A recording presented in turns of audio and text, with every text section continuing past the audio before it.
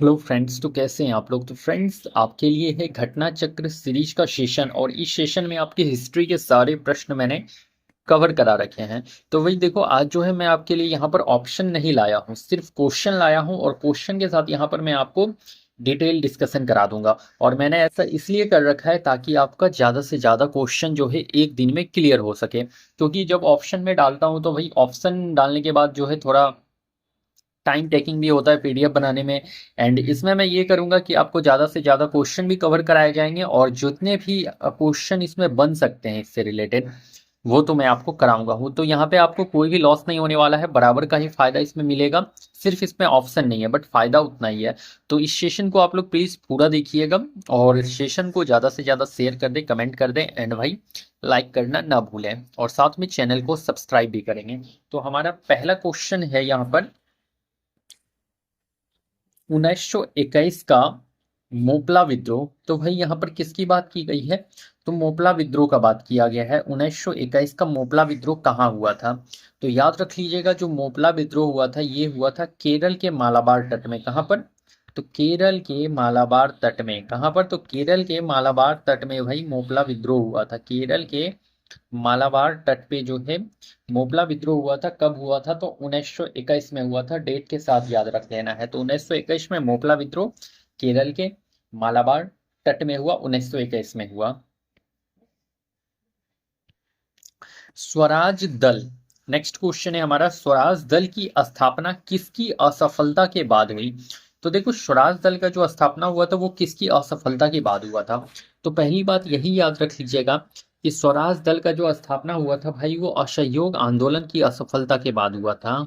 असहयोग आंदोलन, असहयोग आंदोलन की असफलता के बाद हुआ था स्वराज दल का आपका क्या हुआ था, इसका गठन हुआ था।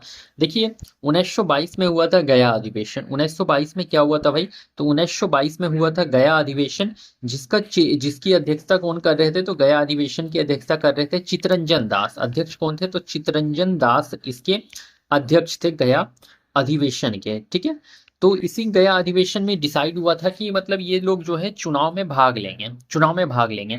बट जो है इस बात पे वहां पे समर्थन नहीं हुआ और कहा कि नहीं, चुनाव में भाग नहीं लेना है। इसी बात को लेकर के जो है चितरंजन दास और मोतीलाल नेहरू कांग्रेस से अलग हो जाते हैं और स्वराज दल का गठन कर देते हैं। कब कर देते हैं, तो जनवरी 1923 में स्वराज दल का गठन हो जाता है।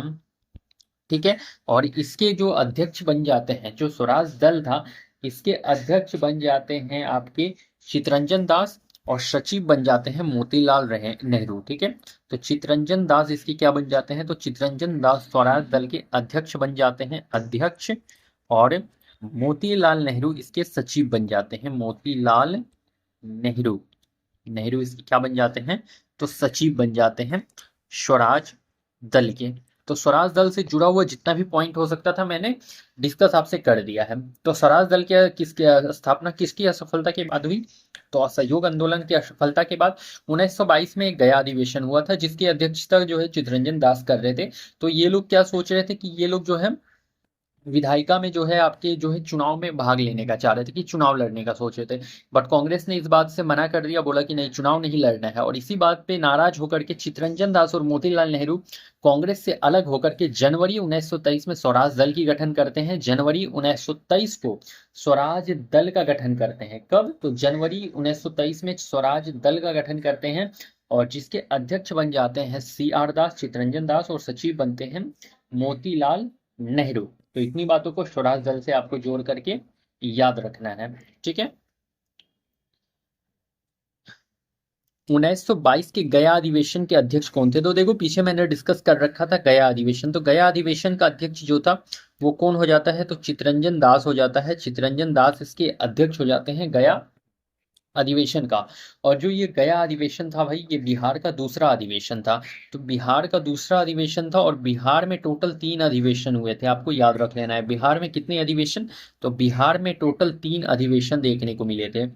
एक 1912 में बांकीपुर अधिवेशन, बांकीपुर, जिसकी अध्यक्षता RN मधोलकर ने करी है, रघुनाथ मधोलकर ने करी थी। ठीक ना, मधोलकर। दूसरा हुआ था 1922 में, जिसका गया अधिवेशन में अध्यक्षता किया था किसने, तो CR दास ने किया था। और थर्ड हुआ था 1940 में, रामगढ़, जो कि रिसेंट टाइम में झारखंड का पार्ट है, और इसका किया था अबुल कलाम आजाद ने, अबुल कलाम आजाद ने करा था इसका अध्यक्षता। तो ये 3 पॉइंट आपको याद रख लेने हैं यहां से, ठीक है।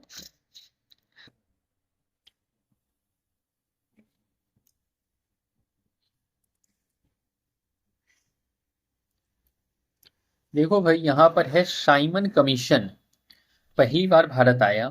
तो साइमन कमीशन पहली बार भारत कब आया, तो ध्यान में रख लीजिएगा, साइमन कमीशन जो पहली बार भारत आया था वो 1928 में आया था। और वो भी कब, तो फरवरी 1928 में जो है भारत आया था, फरवरी 1928 में पहली बार भारत आया था। साइमन कमीशन भारत क्यों आया था, तो 1919 की अधिनियम का जांच करने के लिए भारत आया था। क्यों आया था भारत, तो 1919 के अधिनियम का जांच करने के लिए, ठीक है। तो 1919 का जो अधिनियम था भाई, उसका जांच करने के लिए जो है साइमन कमीशन भारत भेजा गया था। और इस साइमन कमीशन में जो है 7 मेंबर थे। कितने मेंबर थे, तो साइमन कमीशन, साइमन है तो 7 याद रख लीजिएगा। साइमन कमीशन में 7 मेंबर थे, ठीक है, 7 मेंबर थे। जिसका अध्यक्ष कौन था भाई, तो सर जॉन साइमन इसके अध्यक्ष थे। कौन थे, तो sir John Simon, John Simon इसके अध्यक्ष थे। साइमन कमीशन में 7 मेंबर और सर जॉन साइमन इसमें अध्यक्ष थे। और देखो, इसमें सातों के सातों मेंबर जो है वही अंग्रेज थे, इसीलिए इसका भारत में विरोध भी हुआ था।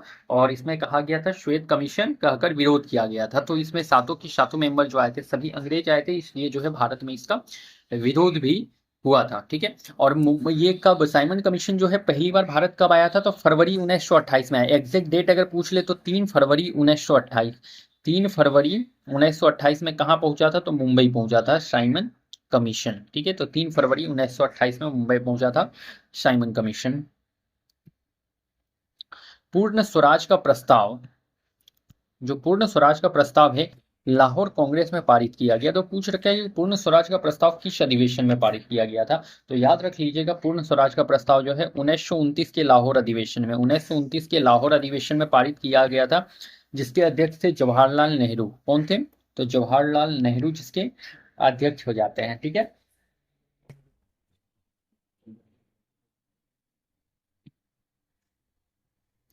भारतीय राष्ट्र कांग्रेस द्वारा किस दिन को पूर्ण स्वराज दिवस घोषित किया गया, तो पूर्ण स्वराज दिवस के रूप में कब घोषित किया गया है, तो पूर्ण स्वराज दिवस जो है 26 जनवरी 1930 को मनाया गया है। पूर्ण स्वराज दिवस 26 जनवरी 1930 को पूर्ण स्वराज दिवस मनाया गया है। और 1929 के लाहौर अधिवेशन में ये डिसीजन लिया गया था, 1929 के लाहौर अधिवेशन में ये डिसीजन लिया गया था कि 26 जनवरी को जो है पूर्ण स्वराज दिवस मनाया जाएगा। 26 जनवरी 1930 को पूर्ण स्वराज दिवस मनाया जाएगा, ठीक है। और 1929 के लाहौर अधिवेशन में ही 31 दिसंबर 1929 की रात को, 31 दिसंबर 1929 की आधी रात को जो है तिरंगा झंडा फहराया गया था। क्या फहराया गया था, तो तिरंगा झंडा फहराया गया था, आधी रात को तिरंगा झंडा फहराया गया। तो याद रख लीजिएगा, 1929 में जो है 31 दिसंबर 1929 की आधी रात को जो है तिरंगा झंडा फहराया गया था।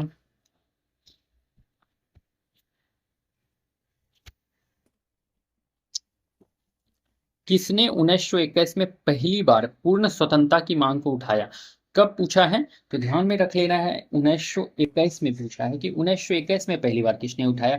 तो याद रख लीजिएगा, हसरत मोहानी ने उठाया था। 1919 में अगर पूर्ण स्वतंत्रता का मांग पूछ ले तो हसरत मोहानी याद रख लेना है, हसरत मोहानी। और 1919 का ये कौन सा अधिवेशन था, तो अहमदाबाद अधिवेशन था, अहमदाबाद अधिवेशन की बात हुई है, अहमदाबाद अधिवेशन, ठीक है। और इसके अध्यक्ष कौन थे, तो हकीम अजमल खां, हकीम अजमल खां जो है अहमदाबाद अधिवेशन के अध्यक्ष हो जाते हैं, ठीक है।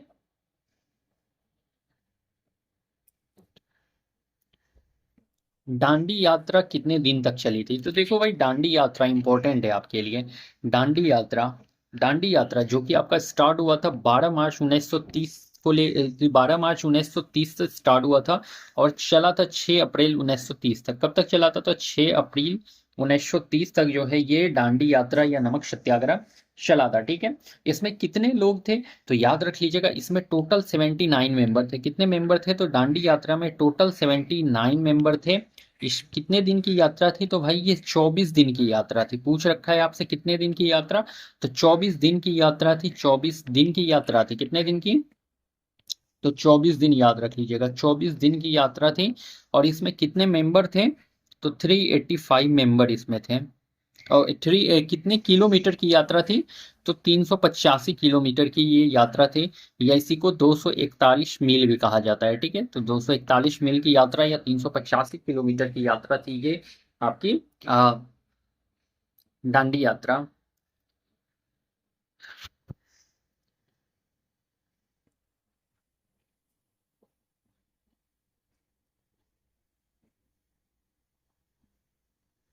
ये यात्रा कहाँ से कहाँ तक चली थी तो देखो, 12 मार्च को ये साबरमती से कहाँ तक तो दांडी तक चली थी। और ये दांडी कहाँ पड़ता है तो गुजरात में। और यहीं पर जाकर के इन्होंने 6 अप्रैल को नमक कानून तोड़ा था। और यहीं से गांधी जी ने ऐलान किया था कि अब जहां पर है वहीं से जो है नमक सत्याग्रह वो लोग स्टार्ट करें। ठीक है, और ये दांडी यात्रा जो वो किस दौरान चला था तो याद रख लीजिएगा, सविनय अवज्ञा आंदोलन के दौरान चला था। सविनय अवज्ञा आंदोलन के दौरान चला था। ये भी प्रश्न पूछ लिया जाता है किस दौरान, तो सविनय अवज्ञा आंदोलन के दौरान चला था दांडी यात्रा।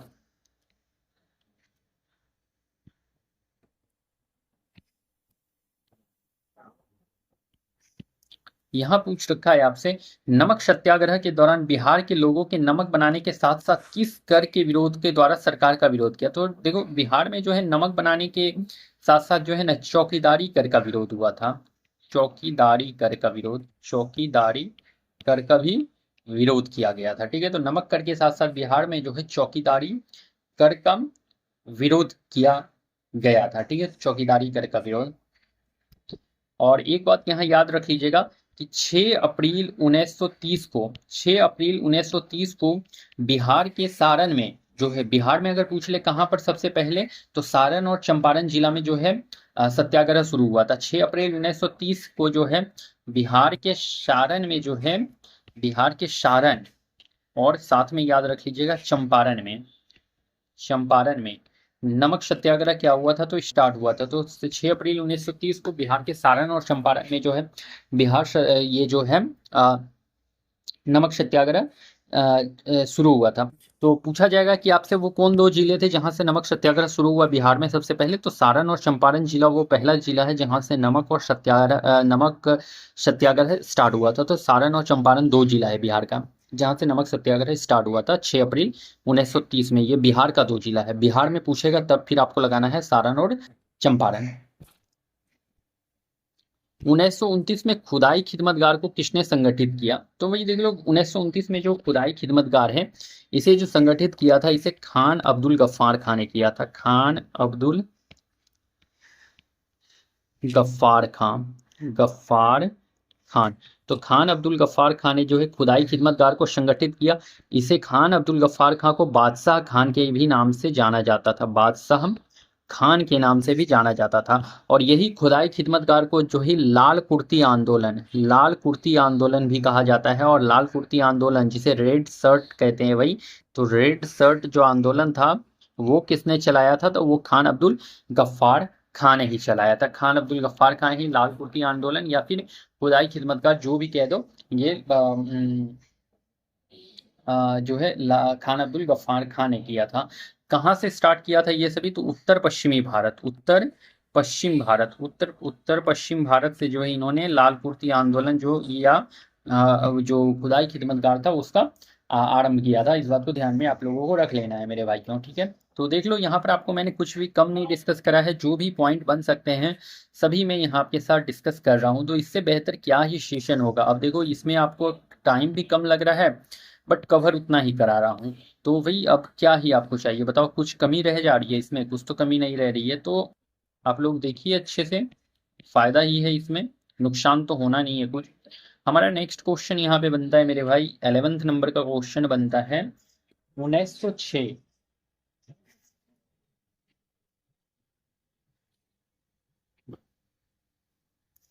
1906 में आयोजित भारतीय राष्ट्र कांग्रेस के कोलकाता अधिवेशन में भारत के लिए स्वराज का झंडा किसके द्वारा फहराया गया?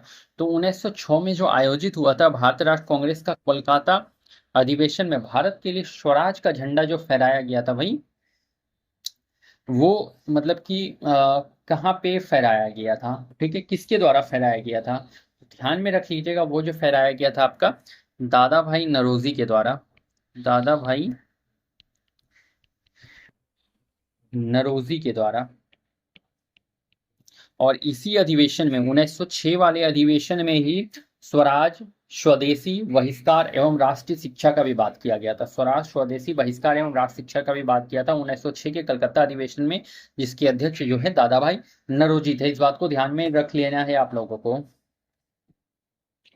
इंडिया विंस फ्रीडम पत्रिका किसने संपादित किया? तो देखो पत्रिका से कंफर्म आता है क्वेश्चन, तो इंडिया विंस फ्रीडम जो है Abul Kalam Azad. India wins freedom किसकी पत्रिका? तो अबुल कलाम आजाद। अबुल कलाम आजाद जो कि हमारे फर्स्ट एजुकेशन मिनिस्टर थे, पहले शिक्षा मंत्री।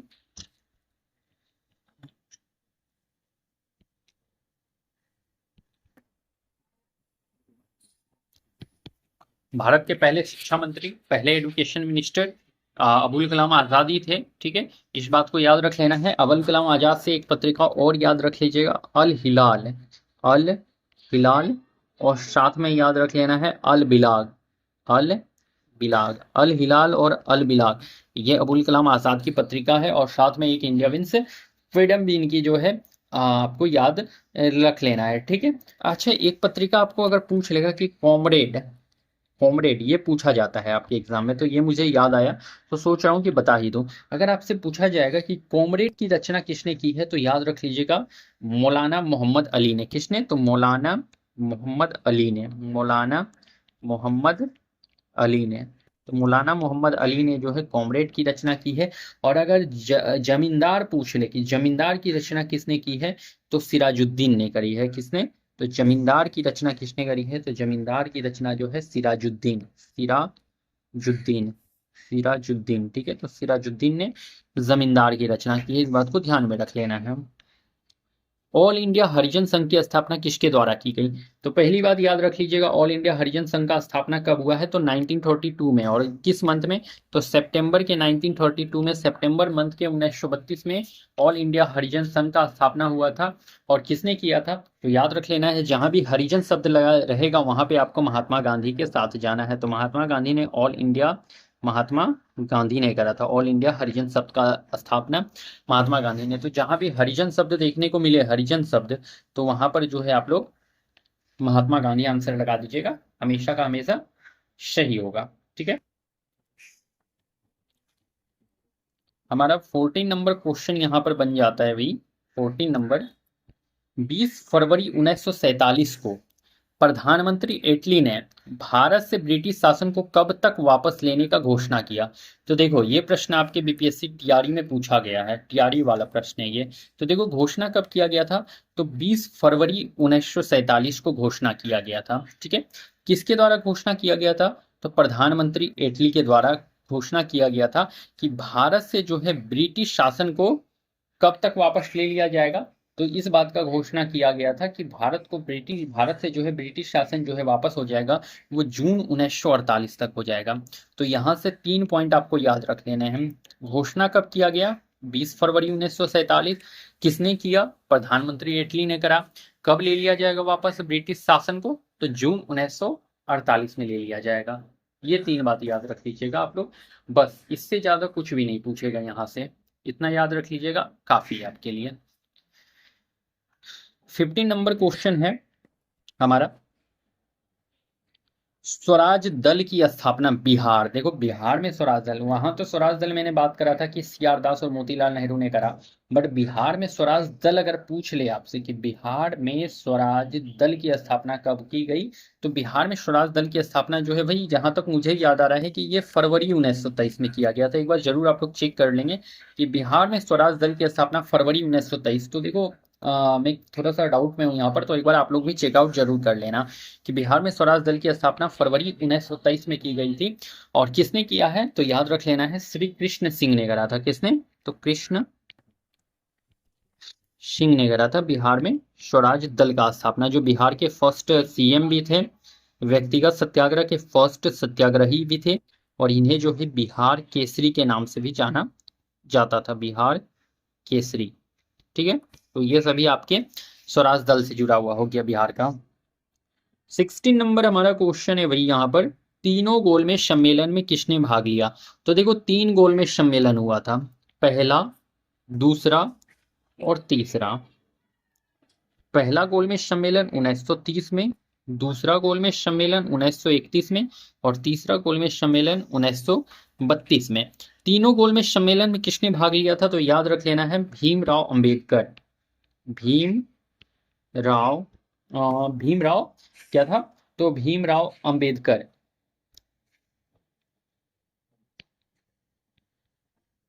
भीमराव अंबेडकर ने भाई ये तीनों गोलमेज सम्मेलन में भाग लिया था।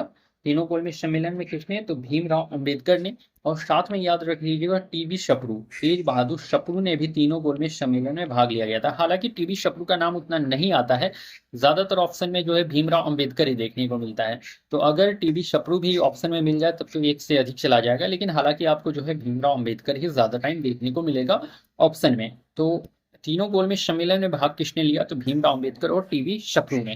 देखो 3 गोलमेज सम्मेलन हुए थे, राउंड टेबल कॉन्फ्रेंस, जो कि लंदन में आयोजित किया जा रहा था। कहाँ पे आयोजित किया जा रहा था, ये लंदन में आयोजित किया जा रहा था गोलमेज सम्मेलन। और गोलमेज सम्मेलन से आपके प्रश्न जरूर देंगे, ठीक है। तो लंदन में ये आयोजित किया जा रहा है गोलमेज सम्मेलन 1930 में पहला, 1931 में दूसरा, 1932 में तीसरा हो रहा था। देखो पहला वाला में तो कांग्रेस ने भाग नहीं लिया था, कांग्रेस ने पहला गोलमेज सम्मेलन में भाग नहीं लिया, बट दूसरा गोलमेज सम्मेलन में कांग्रेस ने भाग लिया। और कांग्रेस की तरफ से किसने भाग लिया, तो महात्मा गांधी ने भाग लिया दूसरा गोलमेज सम्मेलन में। बट ये भी गोलमेज सम्मेलन पूरा नहीं हो चुका था, क्योंकि वहां पर जो है सांप्रदायिक पंचांग की बात हो गई, इसीलिए महात्मा गांधी जो है गोलमेज सम्मेलन को आधा में ही छोड़ करके वापस भारत आ गए। और 1932 में फिर गोलमेज सम्मेलन हुआ था, जिसमें कि अध्यक्ष ये जो है कांग्रेस ने फिर से भाग नहीं लिया था। तो कांग्रेस का ये गोलमेज सम्मेलन 3, जिसमें कि कांग्रेस ने मात्र दूसरे गोलमेज सम्मेलन में भाग लिया है 1931 वाले में, वो भी इनकम्प्लीट ही रहा था, क्योंकि वहां पे सांप्रदायिक पंचांग की बात हो गई थी। तो इसीलिए जो है महात्मा गांधी गोलमेज सम्मेलन को बीच में ही छोड़ करके चले आते हैं, ठीक है। दूसरा गोलमेज सम्मेलन से जुड़ा हुआ एक बात ये पूछ लेता है कि महात्मा गांधी जो लंदन जा रहे थे गोलमेज सम्मेलन में भाग लेने के लिए, तो वो किस जहाज से गए थे। तो जहाज अगर पूछ ले कि किस जहाज से लंदन गए थे, तो याद रख लीजिएगा SS राजपूताना। SS राजपूताना जहाज से जो है ये आपके वहाँ इंग्लैंड गए थे। और वापस अगर पूछ ले कि जब गोलमेज सम्मेलन से ये जो वापस आ रहे थे, तो वापस किस जहाज से आए थे, तो बेसिंटियाना जहाज से आए थे। किस जहाज से, तो गोलमेज सम्मेलन जब ये छोड़ करके आ रहे थे भारत, तो किस जहाज से आए थे, तो बेसिंटियाना जहाज से आए थे भारत, ठीक है। तो बेसिंटियाना जहाज से भारत आए थे, ठीक है। तो ये बात आप लोगों को याद रख लेना है जुड़ा हुआ इनसे। 17 नंबर क्वेश्चन हमारा बन जाता है, गांधी इरविन समझौता हुआ था। तो देखो गांधी इरविन समझौता नाम से ही क्लियर हो रहा है कि गांधी जी और इरविन के बीच में जो समझौता हुआ है उसे गांधी इरविन समझौता कहते हैं। और इसी समझौता के तहत जो है गांधी जी ने दूसरे गोलमेज सम्मेलन में भाग लिया था। इसी समझौता के तहत जो है गांधी जी ने दूसरे गोलमेज सम्मेलन में भाग लिया था। और इरविन ने आकर के इनसे किया, जो रिक्वेस्ट करता है किया, और इसके बाद जो है इसी के तहत जो है गांधी जी दूसरे गोलमेज सम्मेलन जो कि 1931 में हुआ है उसमें जाकर के भाग लेते हैं गोलमेज सम्मेलन में। और गांधी इरविन समझौता हुआ कब है, तो याद रख लीजिएगा 5 मार्च 1931 में जो है गांधी इरविन समझौता होता है। गांधी जी और इरविन के बीच समझौता 5 मार्च 1931 में देखने को मिलता है, इंपॉर्टेंट बनता है आपके लिए, ठीक है। 18 नंबर क्वेश्चन है हमारा, भारतीय राष्ट्र कांग्रेस ने किस गोलमेज सम्मेलन में भाग नहीं लिया। तो देखो अभी पीछे मैंने डिस्कस करा है किस गोलमेज सम्मेलन में भाग नहीं लिया, तो पहला गोलमेज सम्मेलन और तीसरा गोलमेज सम्मेलन में जो है भारतीय राष्ट्र कांग्रेस ने भाग नहीं लिया है। हालांकि जो है दूसरा गोलमेज सम्मेलन में इन्होंने भाग लिया था, दूसरा गोलमेज सम्मेलन में भाग लिया था, पीछे मैंने डिस्कस करा है, ज्यादा मैं इस पे डिस्कस नहीं करूंगा आपसे, ठीक है। 6 अप्रैल 1923 को चंपारण में नमक सत्याग्रह का नेतृत्व किसने किया? तो देखो 6 अप्रैल जो 1930 में चंपारण और सारण जिला में पहला जो है नमक सत्याग्रह चल रहा है, तो वहां पर जो है आपका जो ये जो आपके नेतृत्व कर रहे हैं वो कौन कर रहे हैं? तो याद रख लीजिएगा, सारण और चंपारण जिला में सबसे पहले बिहार में नमक सत्याग्रह स्टार्ट किया है। तो यही दो जिला था जहां पर जो है नमक सत्याग्रह स्टार्ट हुआ है। बिहार में पहला दो जिला जहां नमक सत्याग्रह स्टार्ट हुआ वो है सारण और चंपारण जिला। और चंपारण में नमक सत्याग्रह का नेतृत्व किसने किया है? तो याद रख लीजिएगा, विपिन बिहारी वर्मा ने। किसने कर रखा है? तो विपिन बिहारी वर्मा। विपिन बिहारी वर्मा। विपिन बिहारी वर्मा जो है बिहार के जो है सारण से चंपारण से नमक सत्याग्रह का नेतृत्व कर रहे हैं। 20 नंबर क्वेश्चन हमारा बन जाता है भाई कि पूना समझौता पर हस्ताक्षर कब किया गया? तो पूना समझौता एक इंपॉर्टेंट प्रश्न आपके एग्जाम के व्यू से बन जाता है। तो पूना समझौता, तो भैयो ये पूना समझौता प्रश्न पूछा गया है, बीपीएससी टीआरई में प्रश्न पूछ रखा है इन्होंने। तो पूना समझौता जो हुआ था वो कब हुआ था? ये पहली बात आप लोग ये याद रख लीजिए कि पूना समझौता हुआ कब था। तो याद रख लेना, ये हुआ था 24 सितंबर 1932 को। कब हुआ था? तो 24 सितंबर 1932 को जो है पूना समझौता देखने को मिला था, 24 सितंबर को। ठीक है, किसके किसके बीच हुआ था पूना समझौता? तो भीमराव अंबेडकर और महात्मा गांधी के बीच में हुआ था। बी आर अंबेडकर और महात्मा गांधी के बीच हुआ था। महात्मा गांधी के बीच हुआ था। ठीक है, तो बी आर अंबेडकर और महात्मा गांधी के बीच जो है पूना समझौता हुआ था। ठीक है, और ये किस बात को लेकर के हुआ था? तो देखो ये हुआ था सांप्रदायिक पंचांग को लेकर के, कि जो आपके दलित के लिए जो आपका जो सीट रिजर्व करा जा रहा था, इस बात को लेकर के हुआ था। तो दलित के लिए जो सीट रिजर्व कर किया जा रहा था, दलित के लिए क्या किया जाता था? तो सीट जो है रिजर्व किया जा रहा था। इसी बात कर को लेकर के जो है महात्मा गांधी और बी आर अम्बेडकर के बीच में ये डिसीजन हुआ, समझौता हुआ कि आप दलित के लिए जो है अलग से जो है वो मत बनाइए, क्या कहते हैं उसे, पृथक निर्वाचन क्षेत्र। दलित के लिए क्या था? तो पृथक निर्वाचन क्षेत्र की बात हुई थी। दलित के लिए क्या? तो पृथक निर्वाचन क्षेत्र, पृथक निर्वाचन। ठीक है, तो दलित के लिए पृथक निर्वाचन की बात करी गई थी। तो दलित के लिए पृथक निर्वाचन समूह की बात करी गई थी इस पूना समझौता में, जिसको लेकर के बात किया गया महात्मा गांधी और बी आर अम्बेडकर के बीच में कि दलित के लिए जो है पृथक निर्वाचन समूह मत बनाइए। और इसके बाद जो है महात्मा गांधी कहते हैं कि हम लोग जो है सीट को जो है 71 से बढ़ा करके 148 कर देंगे। कितना कर देंगे? दलितों के लिए जो सीट है वो बढ़ाकर कितना कर देंगे? 71 से 148 कर देंगे। 71 से 148 कर देंगे दलितों के लिए सीट रिजर्व। ठीक है, तो सीट रिजर्व 71 से 148 कर दिया जाएगा दलितों के लिए। आप जो है इसमें दलित पृथक पृथक निर्वाचन समूह मत बनाइए। इस बात को लेकर के महात्मा गांधी और बी आर अम्बेडकर में डिसीजन हुआ, और जिसके बाद जो है बी आर अम्बेडकर दलित पृथक निर्वाचन समूह नहीं बनाते हैं, और उनका जो है सीट जो है दलितों के लिए 71 से बढ़ाकर 148 किया जाता है। तो पूना समझौता इन्हीं सभी बातों से रिलेटेड जुड़ा हुआ था। तो आई होप क्लियर हो गया होगा। अब आप लोग आराम से बढ़ सकते हैं आगे। 21 नंबर क्वेश्चन है हमारा, गांधी इरविन समझौता के हस्ताक्षरित होने में किसने महत्वपूर्ण भूमिका निभाई? तो गांधी इरविन समझौता जो कि हुआ था 5 मार्च 1931 में, 5 मार्च 1931 में जो गांधी इरविन समझौता हुआ था, इसमें जो भूमिका निभाई वो तेज बहादुर सप्रू ने निभाई थी। टीवी सप्रू जिसे कहते हो, तेज बहादुर सप्रू ने महत्वपूर्ण भूमिका निभाई थी इस गांधी इरविन समझौता को हस्ताक्षरित होने में। बहिष्कृत भारत जनरल किसने शुरू किया? तो भाई बहिष्कृत भारत जनरल ये स्टार्ट कब किया गया? तो ये स्टार्ट किया गया था 1924 में। कहाँ से स्टार्ट किया गया था? तो बम्बई से।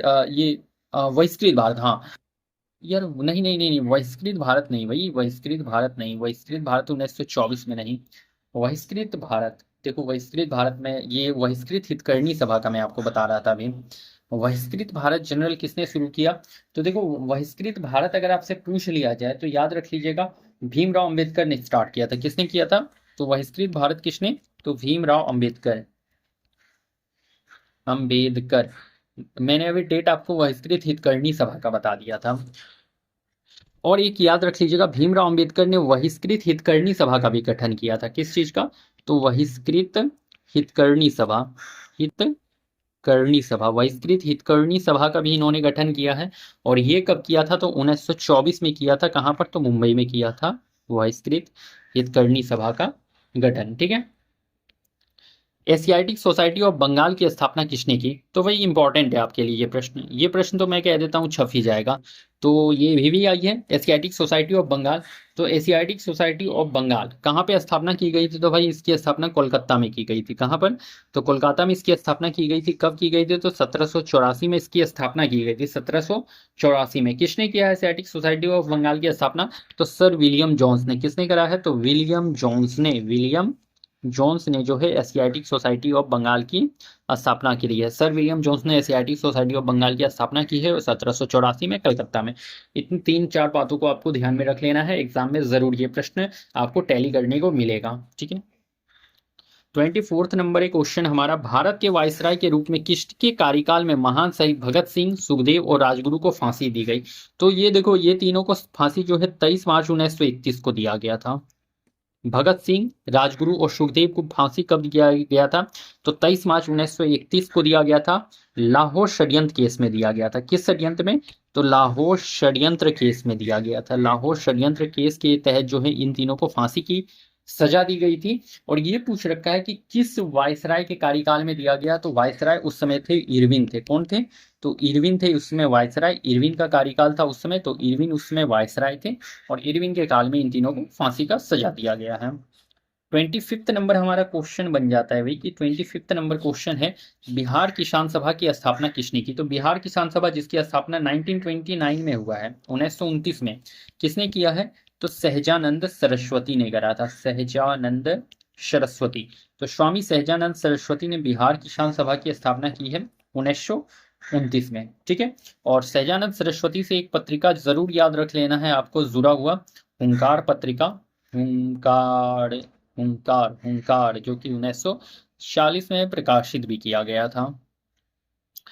26 नंबर क्वेश्चन है हमारा, भारत में ट्रेड यूनियन कांग्रेस की स्थापना किसने की?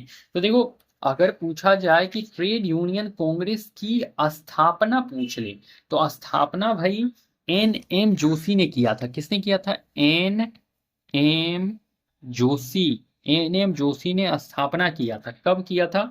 तो अक्टूबर 1920 में किया था। NM जोशी ने स्थापना किया था अक्टूबर 1920 में।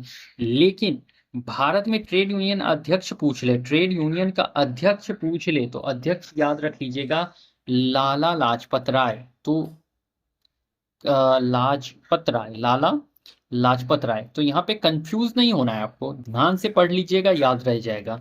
तो ये प्रश्न आपके लिए इंपॉर्टेंट बन जाता है। भारत में ट्रेड यूनियन कांग्रेस इंपॉर्टेंट है, ये छप जाएगा आपके पेपर में।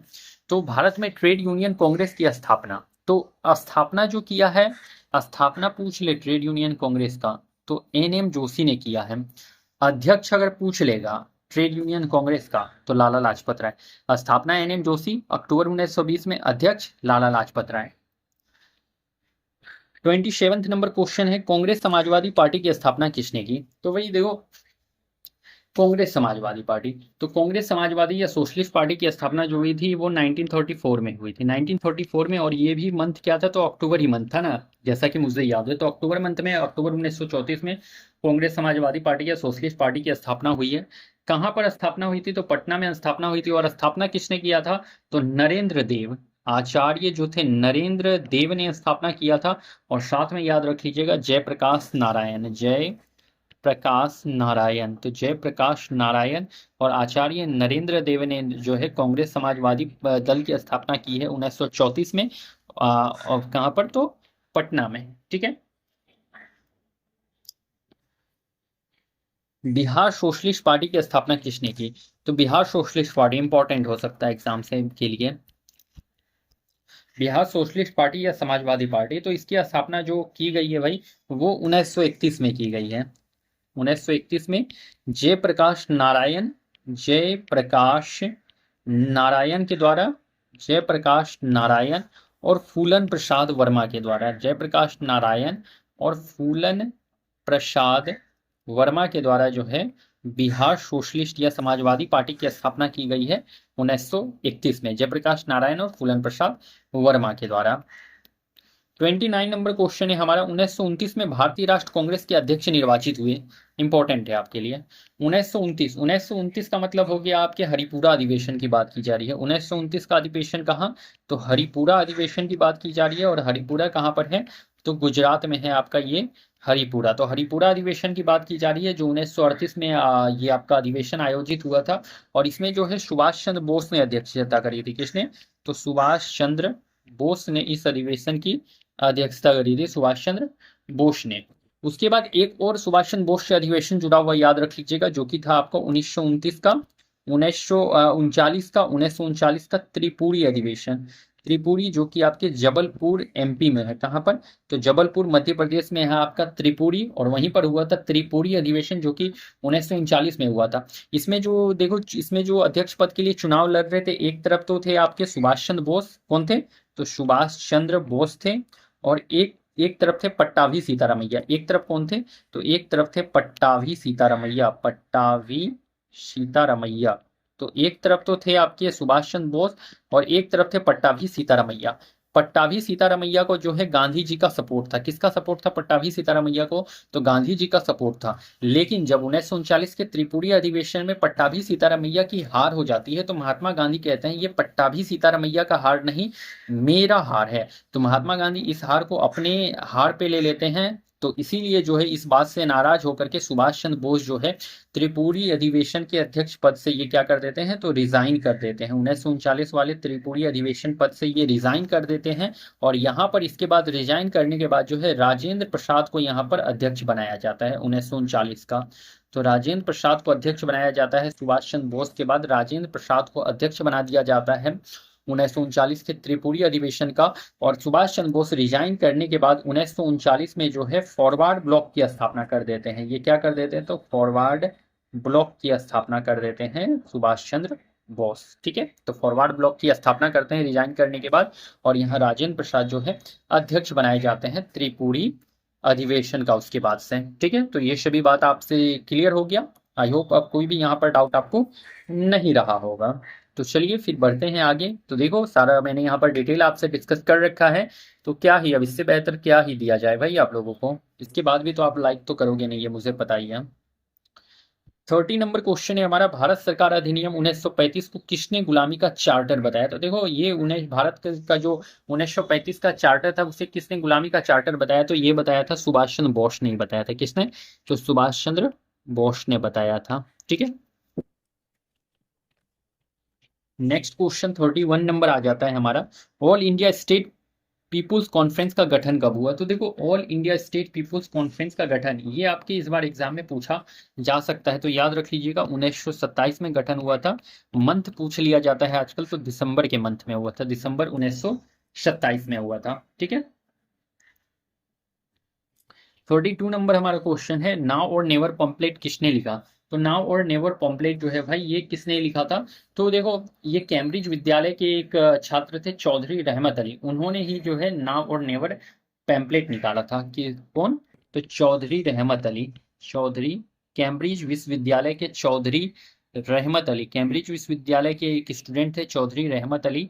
उन्होंने ही जो है 1933 में जो है नाव और नेवर पंपलेट निकाला था, नाव और नेवर पंपलेट निकाला था। और इन्होंने ही पहली बार जो है पाकिस्तान का नाम दिया था, पाकिस्तान। तो पहली बार पाकिस्तान नाम किसने दिया है, तो पाकिस्तान का जो नाम पहली बार दिया है तो ये भी आपके चौधरी रहमत अली ने ही दिया है। ठीक है, तो चौधरी रहमत अली ने ही पाकिस्तान नाम दिया है। पाकिस्तान की पहली बार नाम किसने बात करी है, तो चौधरी रहमत अली ने। और नाउ और नेवर कंप्लीट किसने निकाला है, तो चौधरी रहमत अली ने 1933 में। ठीक है, देखो यहाँ पर पाकिस्तान के अलग राज्य आंदोलन का नेतृत्व किसने किया, तो पाकिस्तान एक अलग राज्य बनेगा इस बात का नेतृत्व किसने किया था, तो नेतृत्व जो किया था भाई वो किया था आपके मोहम्मद अली जिन्ना ने करा था। पाकिस्तान एक अलग राज्य बनेगा इसका नेतृत्व किसने किया था, तो मोहम्मद अली जिन्ना ने कहा था। ठीक है, और ये कब कहा था? तो 1940 में जो है मुस्लिम लीग का एक अधिवेशन हुआ था लाहौर में। कहाँ? मुस्लिम लीग का एक अधिवेशन हुआ था लाहौर में। वहीं पर उन्होंने इस बात को कहा था कि जो पाकिस्तान जो है एक अलग राज्य बनेगा, भारत से अलग करके मुस्लिम के लिए जो है एक मुस्लिम राष्ट्र बनाया जाएगा जिसका नाम पाकिस्तान होगा। तो पाकिस्तान का अलग राज्य के लिए मांग जो किया था वो मोहम्मद अली जिन्ना ने किया था, 1940 के लाहौर अधिवेशन में किया था। ठीक है, तो इतनी बातों को ध्यान में रख लेना है और चलते हैं हम लोग अपने नेक्स्ट क्वेश्चन की तरफ। तो वही हमारा जो है आज 33 क्वेश्चन यहाँ पर कंप्लीट हुआ है, और 33 माने कि आप लोग 33 जो प्रश्न हुए हैं, 33 में आप लोग 4 नहीं तो 3 तो कंफर्म लिख दो कि एक प्रश्न में आप लोग एवरेज देखोगे ना, तो एक प्रश्न में मैंने आपके 4 तो कंफर्म हो जाएगा। तो 3 ही फिर भी लेके चलता हूँ, तो 3 तिया 9 और 3 तिया 9, तो 33 प्रश्न में मैंने आपके 100 क्वेश्चन कराए हैं कंप्लीट। कितने क्वेश्चन? तो 99 प्लस, मतलब कि 100 से भी ऊपर क्वेश्चन यहाँ पर मैंने आपको कंप्लीट करा रखा है 33 क्वेश्चन में, और मात्र 39 मिनट में। तो ये सेशन आपके लिए कितना बेनिफिशियल हो सकता है ये आप खुद ही समझ सकते हो। तो चलो मैं ज़्यादा बोलूँगा नहीं, इसके बाद जो है आप लोगों का मन लाइक करना हो कर देना, और चैनल को सब्सक्राइब भी करना ना भूले। तो चलिए मैं फिर मिलता हूँ कल किसी नेक्स्ट सेशन में, तब तक के लिए आप लोगों को thank you and best of luck.